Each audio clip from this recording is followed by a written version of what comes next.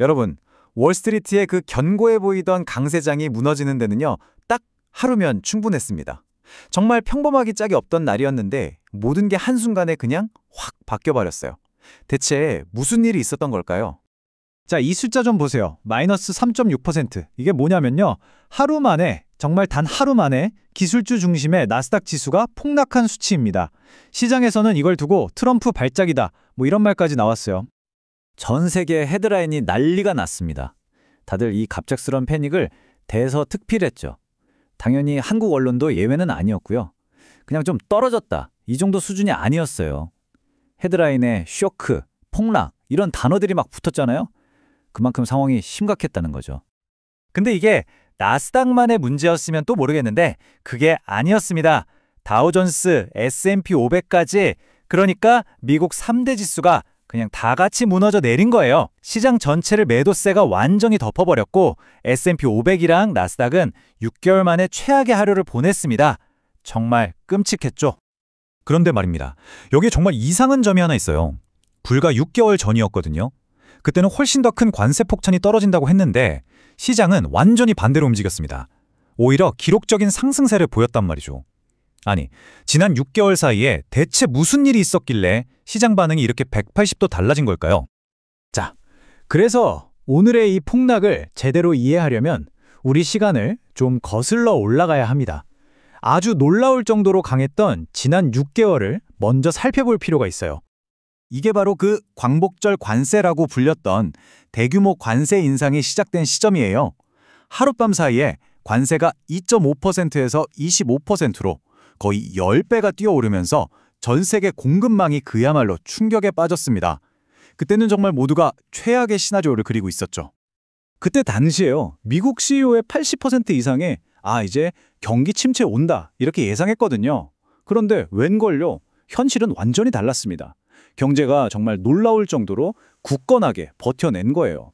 다들 걱정했던 관세발 인플레이션도 생각보다 심하지 않았고 기업들도 대규모 해고 없이 그 위기를 잘 넘겼습니다. 자, 이게 진짜 하이라이트인데요. 약세장은 오히려 시장이 역사에 남을 만한 랠리를 펼쳤습니다.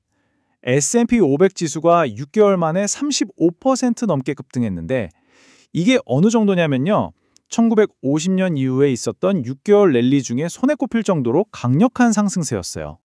아니, 그럼 비결이 도대체 뭐였을까요? 바로 기업들의 이 놀라운 적응력이었습니다. 안 되겠다 싶으니까 재빨리 공급망을 다른 곳으로 바꾸고 기술에 막 투자하면서 위기를 정면으로 뚫고 나간 거죠. 바로 이런 민첩함이 시장에 괜찮은데? 하는 신뢰를 불어넣었고 결국 주식, 금 할 것 없이 모든 자산이 다 같이 오르는 에브리싱 랠리로 이어진 겁니다. 이 강세장이 얼마나 대단했는지는 이 차트를 보면 딱 알 수 있습니다. 단 3년 만에 시장 가치가 2배가 됐어요. 이게 2009년 금융위기 때 그 V자 반등보다도 더 빠른 속도였다는 거 아닙니까? 정말 모든 게 완벽해 보였죠. 그때까진 말이에요. 하지만 이렇게 견고해 보였던 강세장이 정말 하루아침에 무너져 내립니다. 이 모든 걸 바꿔버린 단 하나의 촉매제, 그게 과연 뭐였을까요? 네, 지난 6개월간 이어졌던 그 놀라운 회복세는 바로 오늘 아침을 기점으로 끝이 나고 맙니다. 아주 평온했던 시장에 갑자기 엄청난 혼돈이 찾아온 거죠. 원인은 바로 이 소셜미디어 게시물 딱 하나였습니다.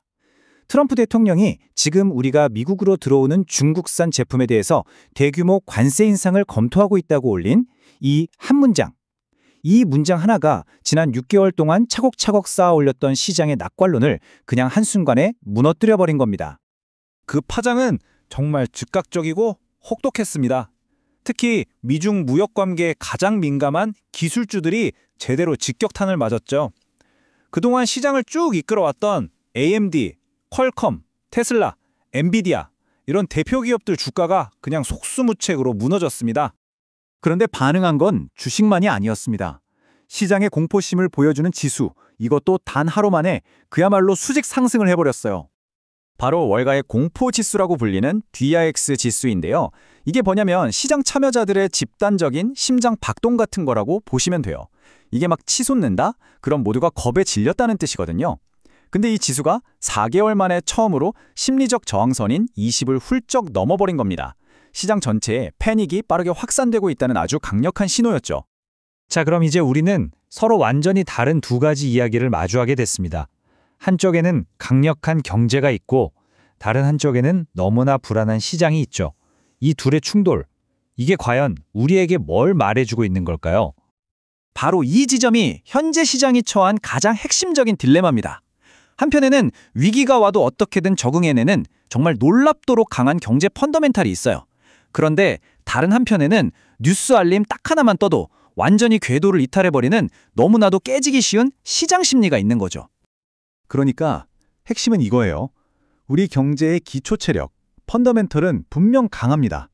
하지만 시장을 움직이는 게임의 규칙 자체가 바뀌어버렸다는 거죠. 이제는 탄탄한 펀더멘털이 아니라 사람들의 인식과 심리가 모든 걸 순식간에 뒤엎어버릴 수 있는 그런 시대가 된 겁니다. 결국 우리는 이런 질문을 던질 수밖에 없습니다. 소셜미디어 게시물 단 하나에 시장 전체가 흔들리는 이런 세상에서 과연 기업과 투자자의 민첩성만으로 충분할까요? 어디까지 우리를 보호해 줄 수 있을까요?